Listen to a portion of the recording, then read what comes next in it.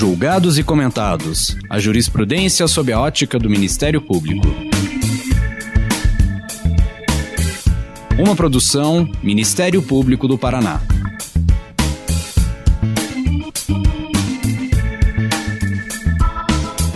Olá, estamos começando mais um episódio do Julgados e Comentados. Eu sou Eduardo Cambi e hoje abordaremos sobre o estabelecimento das assessorias técnicas independentes nos casos de desastres ambientais. Para tanto, contamos com a participação da doutora Andressa Lanchotti, promotora de justiça e coordenadora das forças-tarefas do Ministério Público de Minas Gerais nos casos Samarco e Brumadinho.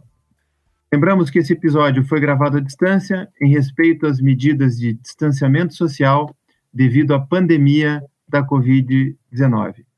Nesse episódio vamos conversar sobre o desastre ambiental de Brumadinho pelo rompimento da barragem da mineradora Vale em Minas Gerais. Serão abordados os aspectos jurídicos, ambientais e sociais no estabelecimento das chamadas assessorias técnicas independentes para auxílio e orientação das comunidades atingidas. Como funciona a sua implantação e qual a sua importância no processo de reparação das populações atingidas. Andressa, seja muito bem-vinda. Muito obrigado por aceitar o convite. Gostaria que você se apresentasse ao nosso público contando um pouco da sua trajetória profissional e acadêmica. Olá a todos. Primeiramente, eu gostaria de agradecer o Centro de Estudos e Aperfeiçoamento Funcional do Ministério Público do Paraná pelo convite para participar dessa edição do Julgados e Comentados. Eu sou promotora de justiça do Ministério Público de Minas Gerais desde 1999. Atualmente, eu sou coordenadora do Centro de Apoio Operacional de Meio Ambiente do Ministério Público de Minas Gerais e também coordeno as forças-tarefas dos casos Samarco e Brumadinho, né? No caso Samarco, eu ingressei nesse trabalho em dezembro de 2016. E Brumadinho, desde o primeiro momento, aí no dia 25 de janeiro de 2019, com o rompimento das barragens da Vale.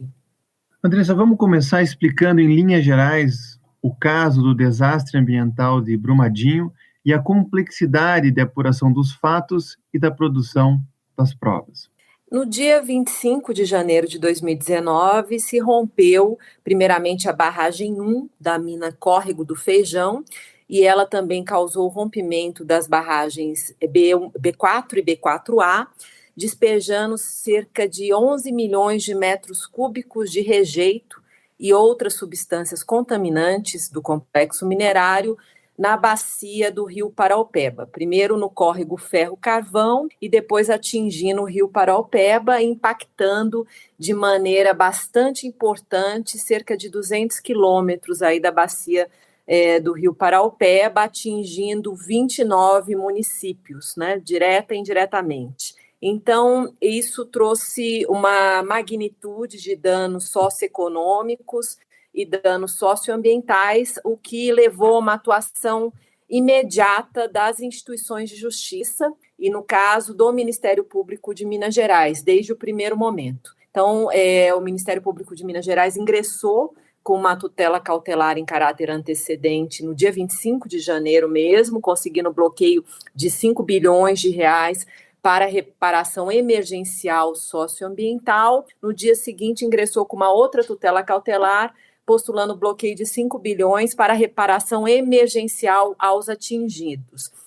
E, a partir daí, tramitam, né, na segunda vara de Fazenda Pública e Autarquias de Belo Horizonte, 3 ações civis públicas conexas. Uma foi proposta pelo Estado de Minas Gerais, no dia 25 de janeiro também, postulando reparação emergencial socioeconômica e socioambiental.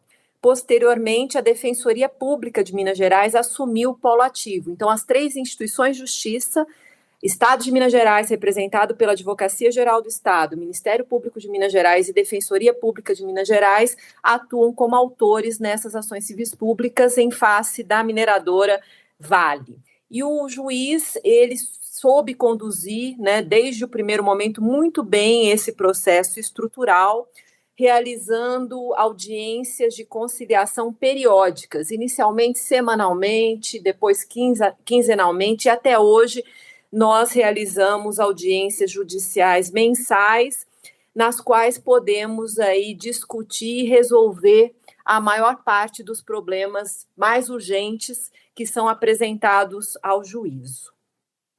Andressa, um dos objetivos desse programa é analisar a jurisprudência pela ótica do Ministério Público.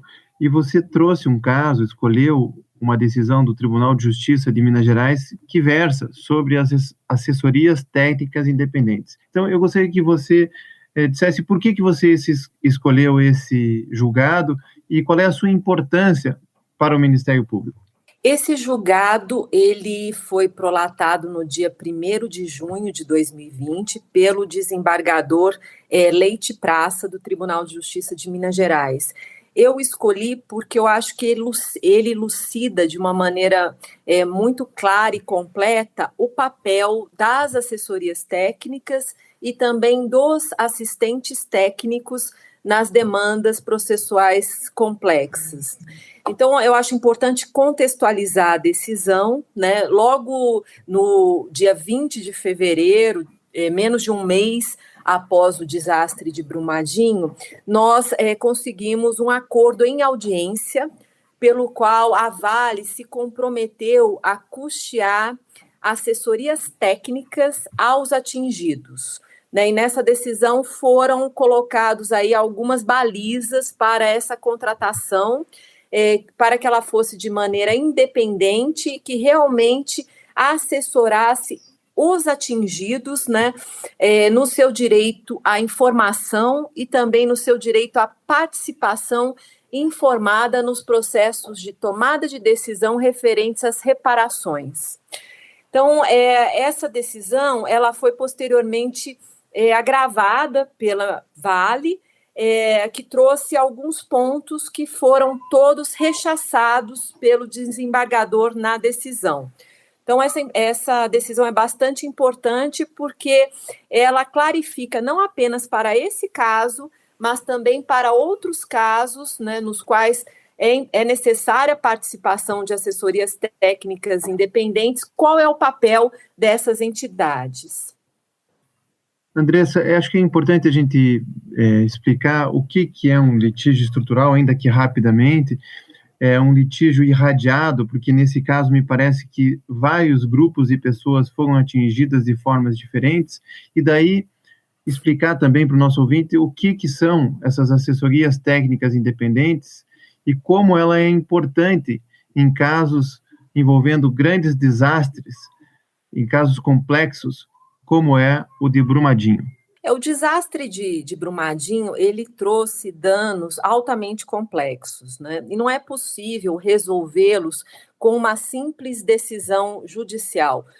O Poder Judiciário ele não está estruturado para poder resolver todos os conflitos, todos os problemas oriundos de grandes desastres. Então, é necessário uma atuação colaborativa das partes no processo para a construção das soluções. Não basta propor uma ação judicial e ter uma decisão. É preciso construir de maneira colaborativa as soluções.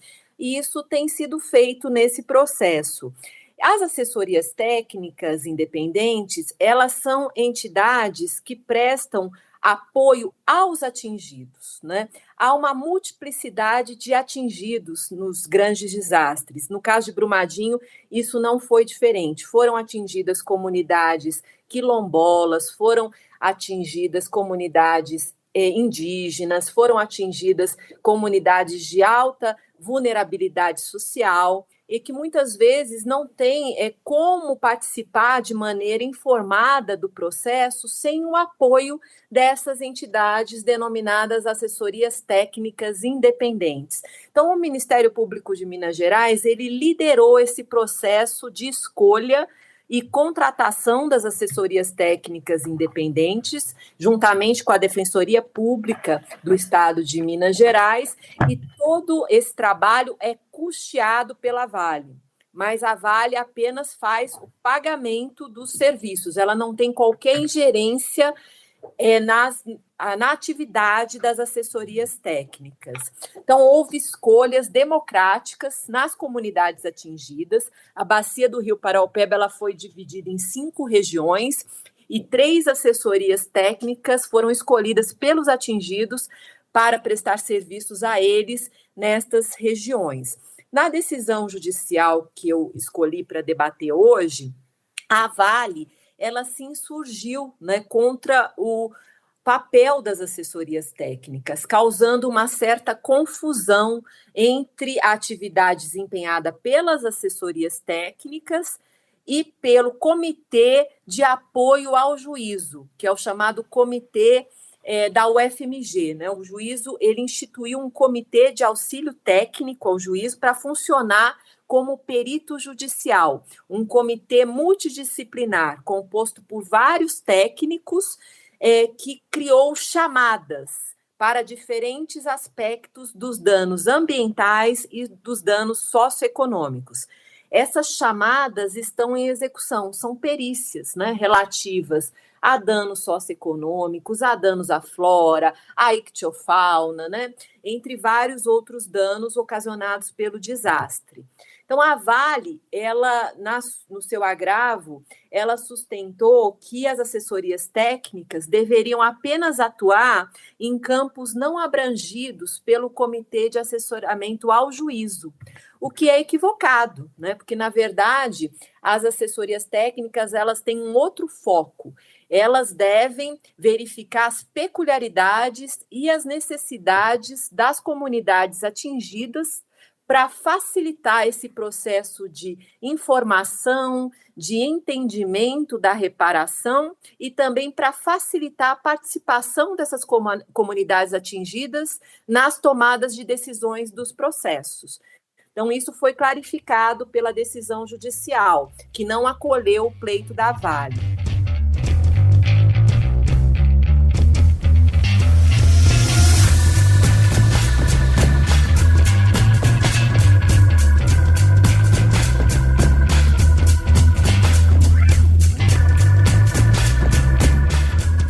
Andressa, eu acho que a gente pode aprofundar um pouquinho mais esse ponto, porque se a gente abre o Código de Processo Civil, a gente vê a prova pericial, fala em assistentes técnicos, mas não fala nada sobre assessoria técnica independente, nem sobre comitê de assessoramento ao juiz, ou seja, que são construções que o caso Brumadinho e o caso, talvez, de Mariana, propiciaram numa revolução de conceitos e numa reposição de institutos processuais. Inclusive, a Vale postula nesse agravo que as assessorias técnicas deveriam atuar apenas nas áreas que não estão cobertas pela perícia em juízo. Eu gostaria de saber, primeiro, esses conceitos de comitê de assessoramento do juízo, assessorias técnicas independentes, aonde isso partiu, qual é o fundamento para isso, se a senhora concorda com essa posição da Vale de que a perícia e essas outras assessorias e comitês tratam da mesma questão, e parece que não, como começou a desenvolver, e explicar um pouquinho melhor o que é esse comitê de assessoramento do juízo, e se faz sentido a atuação concomitante de assessorias técnicas independentes e do comitê de assessoramento do juízo. Não, obrigada pela pergunta. Primeiramente, eu vou falar um pouco desse comitê de assessoramento do juízo. O juízo, ele entendeu pela necessidade de ter um corpo técnico de peritos, né, altamente qualificados para poder sanar quaisquer divergências técnicas entre o que foi postulado pelos autores, né, e o que foi apontado e produzido de prova pela ré, que é a Vale. Então, ele criou esse comitê de assessoramento ao juízo. E todo esse trabalho ele é custeado pela Vale também e auditado por uma empresa de auditoria independente, os custos. Esse comitê ele vai abrindo sucessivamente chamadas à medida que ele identifica a necessidade de fazer a apuração de determinado tema técnico. Há dezenas de chamadas já abertas hoje, né? e os professores da UFMG, suas equipes, trabalham nessas chamadas. Há reuniões mensais da coordenação do comitê e também de membros do comitê, junto com os autores, as instituições de justiça, Ministério Público, Defensoria e Advocacia Geral do Estado, e com a Vale. Nós temos reuniões mensais de alinhamento dos trabalhos, né? Onde são apresentadas dúvidas, são colocadas questões, como, por exemplo, a necessidade de acompanhamento pelos atingidos diretamente, pelas assessorias técnicas. E além dessas reuniões mensais de acompanhamento, das quais participam o assistente técnico do Ministério Público de Minas Gerais, porque é importante dizer que nós temos também um assistente técnico para as questões socioambientais. É um auditor independente, que é a empresa Eicon, que trabalha para o Ministério Público de Minas Gerais e também para os órgãos de Estado desde o primeiro momento, né? Ela foi nomeada como perito ad hoc do Ministério Público de Minas Gerais e entrou no site de Brumadinho no dia 27 de janeiro, para verificar se as medidas de contenção dos danos estavam adequadas, se a Vale estava tomando todas as providências necessárias para mitigar os riscos de rompimento de outras barragens do complexo. Então, isso foi tudo muito rápido, né? O Ministério Público acionou a Eicon, ela ingressou no site como perito do Ministério Público, que é uma figura existente no Ministério Público de Minas Gerais, criada por uma resolução específica, e posteriormente nós firmamos um termo de ajustamento de conduta com a Vale, no dia 15 de fevereiro. Nesse termo, com interveniência da Eicon, ficou deliberado que a Eicon vai auditar para o Ministério Público de Minas Gerais todas as medidas de reparação socioambiental. Esse termo de ajustamento de conduta ele foi homologado judicialmente nessas ações civis públicas. E o Estado ele aderiu, né, ao polativo desse termo. Então, a Eicon hoje ela audita as medidas de reparação socioambiental para o Ministério Público e também para o Estado de Minas Gerais. Então, nós temos aí a figura do assistente técnico em sentido amplo, né, que é o auditor socioambiental, no caso a Eicon, as assessorias técnicas, que têm um outro papel. As assessorias técnicas, elas são independentes e elas prestam assessoramento aos atingidos, às comunidades atingidas. Elas verificam as peculiaridades dessas comunidades, as necessidades dessas comunidades, necessidades tanto de reparação como de informação, e facilitam esse processo comunicacional com os autores, com a Vale, com o juízo.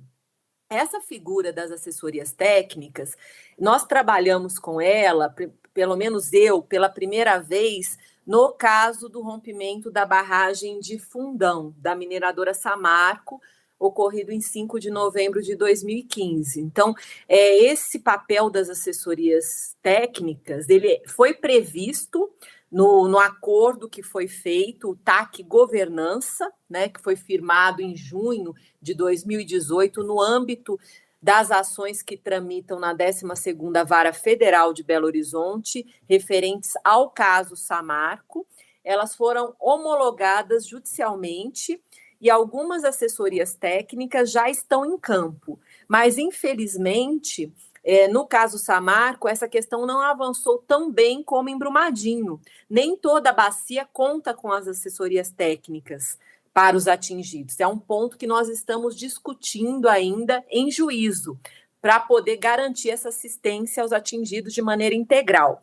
Em Brumadinho, nós conseguimos um avanço significativo porque houve um acordo logo ali, no dia 20 de fevereiro, em audiência, pelo qual a Vale se comprometeu a custear esses serviços.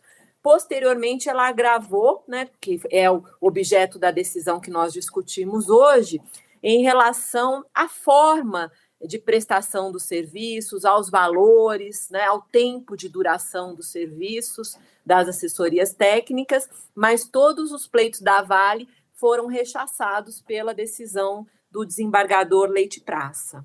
Andressa, quando a gente lê o Código de Processo Civil e fala lá da perícia, O assistente técnico normalmente é um profissional, né? Porque são casos que não tem toda essa repercussão que teve esses casos que a gente está tratando agora, né? Essas assessorias técnicas são empresas e profissionais, é um conjunto de pessoas, né? Depois, como é que dá essa relação entre os peritos, que são auxiliares do juízo, e os assistentes técnicos, as assessorias técnicas, que são profissionais que estão ali desempenhando um papel técnico mais para a parte, e não para o juízo. Como é que dá essa relação? E de que modo, com tanta complexidade, tantas questões diferentes envolvidas, se é possível e se tem acontecido acordos parciais para que esse processo chegue a determinadas resoluções. Em relação à assessoria técnica ambiental prestada pela Aecon, a Aecon é uma empresa multinacional, né, global, uma das maiores empresas de engenharia do mundo, que já prestava serviços ao Ministério Público de Minas Gerais no caso Samarco, em razão de um acordo que foi firmado no caso Samarco, numa ação judicial proposta pelo Ministério Público de Minas Gerais e pelo Estado de Minas Gerais, em face da Samarco e das suas controladoras. Então, foi ali nessa ação definida a escolha da Aecon para prestar esse serviço de auditoria, após uma verificação de critérios de independência, imparcialidade e expertise, né? Em relação às assessorias técnicas, elas são entidades sem fins lucrativos. Então, para fazer essa seleção para o caso de Brumadinho, houve a elaboração de um termo de referência com os requisitos para a contratação dessas entidades e também com o escopo do trabalho. Então, há algumas entidades que prestam esse tipo de serviço no Brasil, né? Algumas delas já atuam no caso do rompimento da barragem de Fundão, e essas entidades, elas tiveram a oportunidade de apresentar seus profissionais, seu plano de trabalho às comunidades atingidas em uma assembleia, em mais de uma assembleia, foram feitas várias. E as comunidades atingidas que escolheram as assessorias técnicas para atender seus respectivos territórios. Então, todo esse processo, posteriormente, foi homologado em juízo. Então, são entidades que já têm uma experiência nessa atuação participativa, na relação com comunidades, né? Então, isso é muito importante, também não ter fins lucrativos.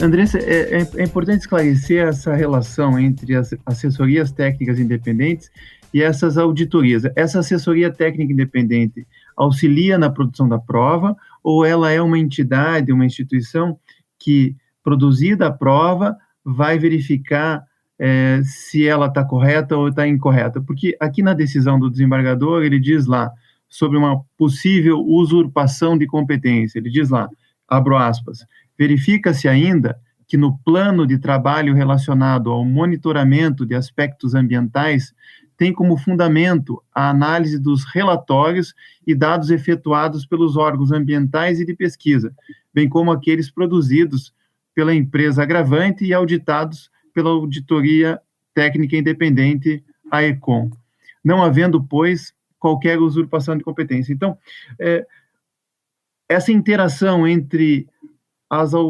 assessorias técnicas independentes e os demais atores do processo, incluídos a auditoria independente, como se dá?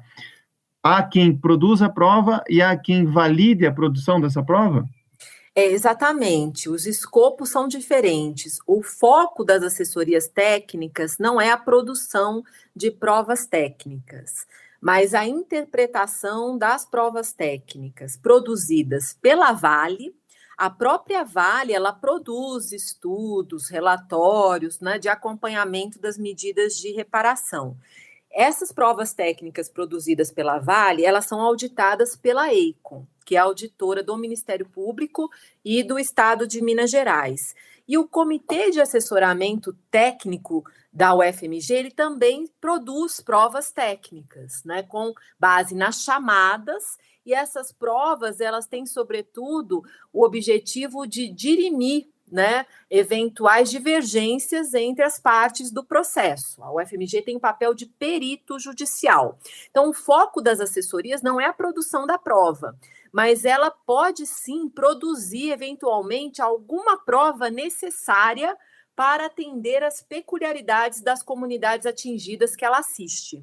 Então, houve uma confusão por parte da Vale nisso, porque ela disse que o plano de trabalho das assessorias previa realização de provas já abarcadas pelo Comitê de Assessoramento ao Juízo e pelos assistentes técnicos, no caso, a EICOM, né, por exemplo, mas o desembargador, ele esclareceu bastante bem esse ponto. Ele disse não, né, que, na verdade, ela pode até coincidir o tema, mas o foco é outro. O foco é esclarecer essa prova técnica para os atingidos. Isso causou uma certa dúvida durante as discussões, né? Porque as próprias assessorias técnicas ajustaram os planos de trabalho para não ter retrabalho, né? Para não refazer provas. Por exemplo, tem um estudo de risco à saúde humana e risco ecológico em andamento, que segue as bases metodológicas definidas pelo Estado de Minas Gerais, tanto pela Secretaria de Saúde como pela Secretaria de Meio Ambiente. Esse trabalho, ele é auditado pela EICOM e é custeado pela Vale. Não tem sentido as assessorias técnicas fazer um novo estudo de risco. Isso vai gerar insegurança no processo, né? Ter mais de um relatório técnico sobre o mesmo tema. A ideia não é essa, mas ela precisa ter no seu escopo alguns elementos do estudo de risco para esclarecer dúvidas pontuais dos atingidos.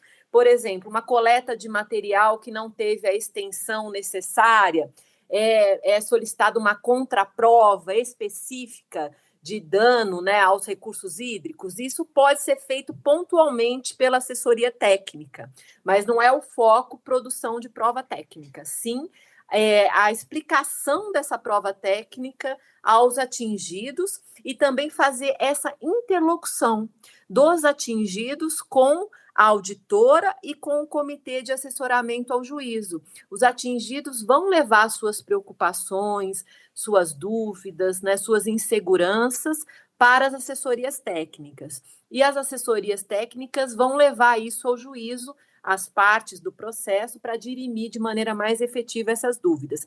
Como que acontece essa interação? Em relação às medidas socioambientais, nós realizamos reuniões mensais com a auditora EICOM, na qual estão presentes os órgãos de Estado de Minas Gerais, a Advocacia Geral do Estado, os órgãos do Sistema Estadual de Meio Ambiente, né, o Ministério Público, Defensoria, e as assessorias técnicas também participam.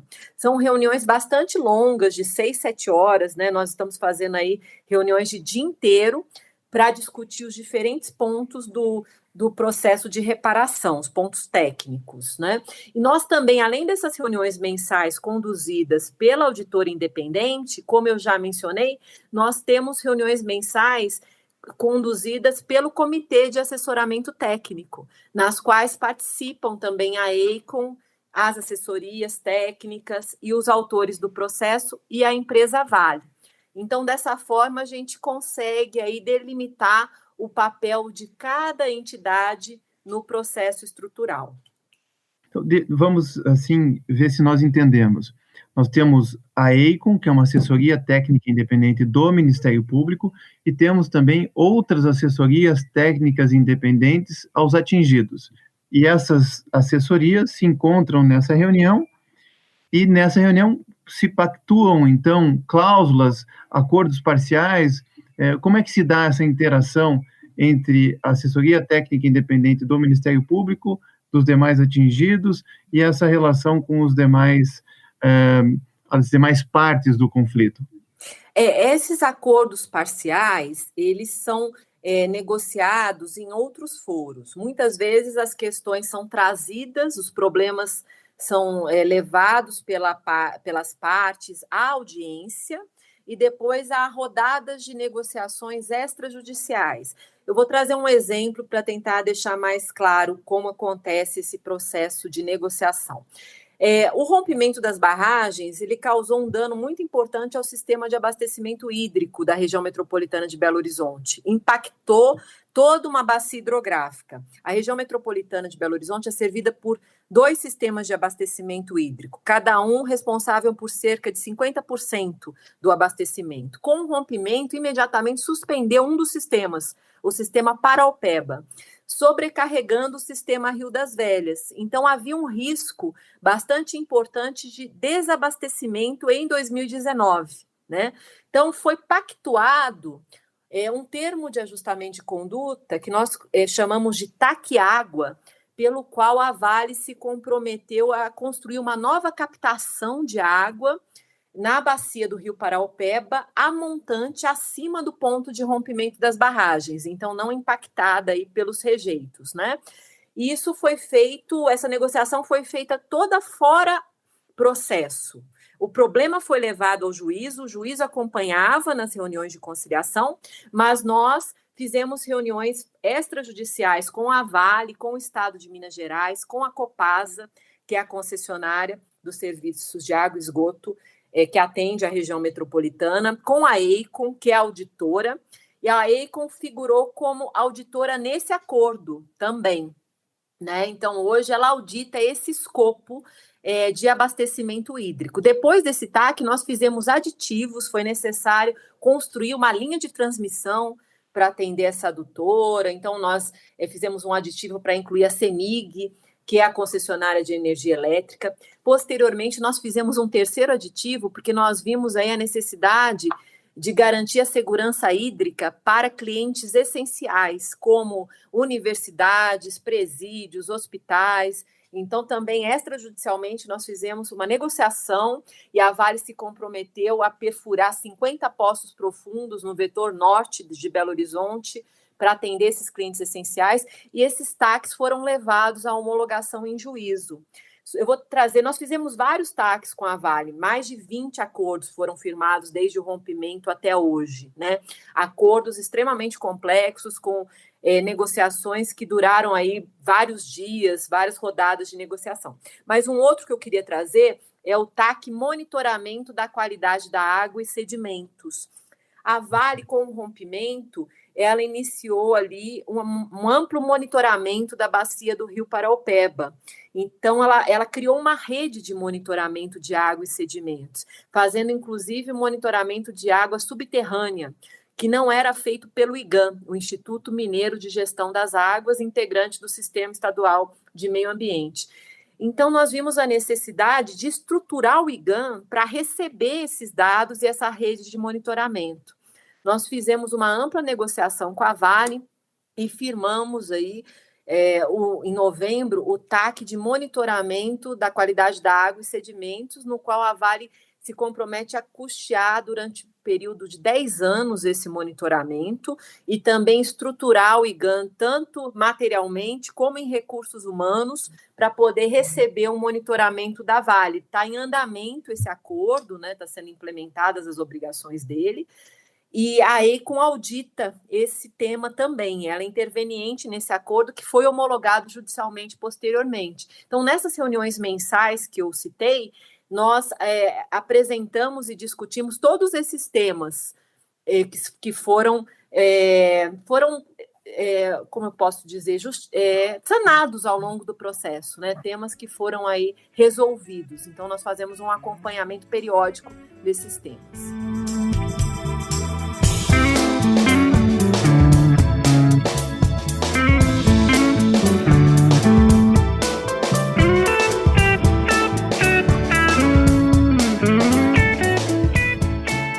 Andressa, o promotor de justiça que está nos ouvindo pode estar se perguntando, poxa, é muito difícil se conseguir dinheiro para fazer uma perícia.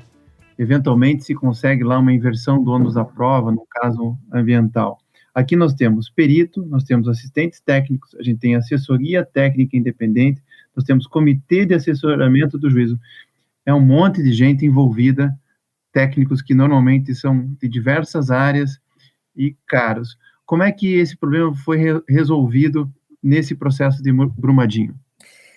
Nós levamos a responsabilidade do primeiro momento ao poluidor pagador, né? A Vale é uma das maiores mineradoras do mundo, segunda maior mineradora do mundo, né? Segundo algumas fontes. Então, é uma empresa que tem um capital bilionário, solvente, e nós exigimos do poluidor o pagamento de todas as despesas referentes ao processo de reparação, inclusive as assessorias técnicas e assistentes técnicos das partes. Então, no âmbito dessas negociações, nós conseguimos aí bastante êxito, atuando de uma maneira autocompositiva com a Vale. Em alguns momentos, houve também a intervenção do Poder Judiciário, decidindo questões que não foram objeto de consenso.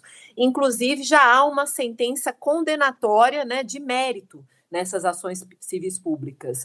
O juízo condenou a Vale a reparar todos os danos decorrentes do rompimento das barragens em Brumadinho. Essa decisão já transitou em julgado. Então, hoje nós estamos num processo de quantificação desses danos, que são extremamente complexos e muitos desses danos ainda estão ocorrendo, né? Nós não temos ainda essa quantificação.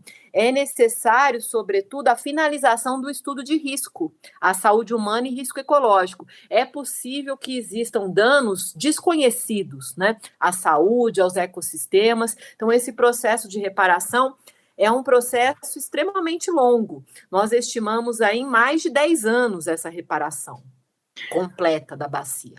Andressa, o tema do processo coletivo é um tema já antigo, pelo menos desde 85, passando pelo Código de Defesa do Consumidor, mas ele vem tomando nos últimos anos um novo perfil com os processos estruturais. E o Ministério Público tem uma atenção especial por esse tema.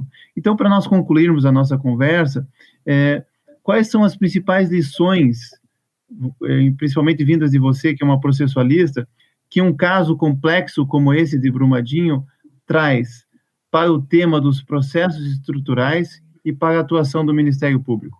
A principal lição é que, muitas vezes, a judicialização ela é necessária. Ela foi a primeira opção do Ministério Público após o desastre. Não é possível simplesmente iniciar uma negociação sem ter já uma garantia financeira de reparação. E essa garantia ela foi possível diante da judicialização, né? E também foi possível diante da sensibilidade do Poder Judiciário em atender esses pleitos de uma maneira bastante rápida. Mas a judicialização, por si só, não resolve os problemas complexos, né? Os problemas complexos, eles necessitam de uma atuação interinstitucional. Uma instituição sozinha, o Poder Judiciário sozinho, o Ministério Público sozinho, a Defensoria Pública sozinha, a Advocacia Geral do Estado sozinha, não conseguem resolver de maneira efetiva. Então, a integração, a interlocução interinstitucional é fundamental. Ocorreu desde um primeiro momento. Os autores do processo, eles já sabiam de maneira alinhada quais eram as suas necessidades prementes. Em nossas negociações com a Vale foram sempre em bloco. As instituições não iam sozinhas pedir o que era importante na visão daquela instituição. Nós fazíamos reuniões de alinhamento ali, verificávamos entre nós quais eram as medidas mais urgentes e depois desse alinhamento a gente levava isso para a negociação.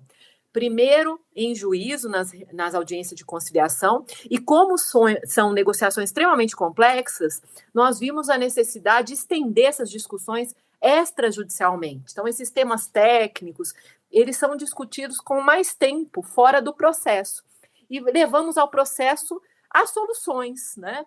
Então, posteriormente, nas audiências supervenientes, já levávamos os TACs para serem homologados. Então, foi uma maneira de utilizar a autocomposição para impulsionar o processo, para dar celeridade ao processo. E foi um aprendizado aí de Brumadinho que nós também estamos levando para o caso Samarco, né, o caso antecedente. Então, também no caso Samarco, nós passamos aí a fazer rodadas de negociação extrajudiciais, conseguimos avançar em eixos prioritários para a reparação. Nas matérias nas quais houve acordo, o juiz homologou acordos parciais e ele vem decidindo essas questões que foram elencadas pelas instituições de justiça como prioritárias. Então, acho que é um modelo que pode ser replicado em outros grandes desastres ambientais.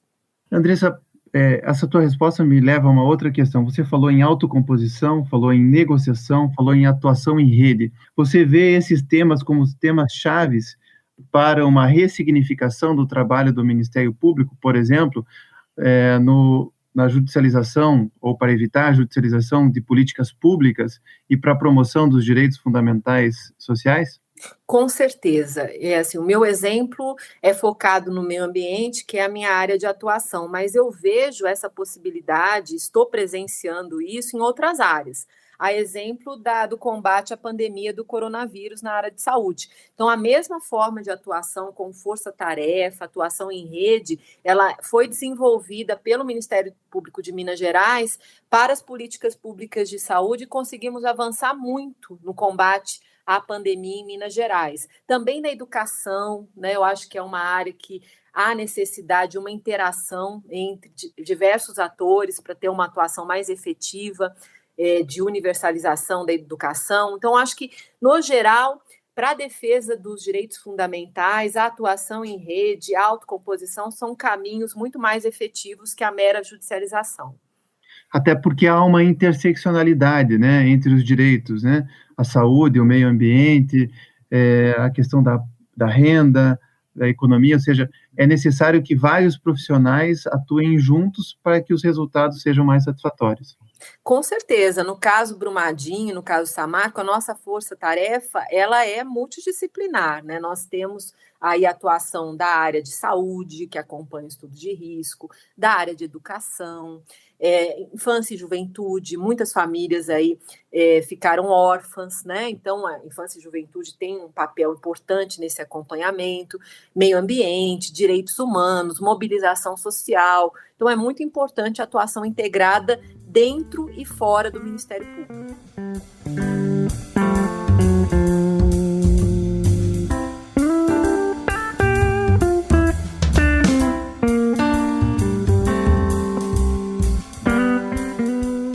Eu quero agradecer a sua presença aqui nesse episódio, trazendo um caso extremamente complexo e que tem mudado a forma de atuação não só do Ministério Público, mas a compreensão do processo coletivo e trazendo institutos novos, como esse da Assessoria Técnica Independente. Então, muito obrigado por estar conosco, Andressa. Eu que agradeço a oportunidade, Eduardo. Obrigada. Não se esqueça de curtir ou se inscrever em nossas redes sociais e assinar nosso podcast no aplicativo de sua preferência. Você também pode participar da elaboração dos julgados e comentados. Para sugerir um tema, encaminhar dúvidas ou comentários, envie para a gente no e-mail julgadosecomentado@mppr.mp.br ou pelas nossas redes sociais. Muito obrigado e até a próxima!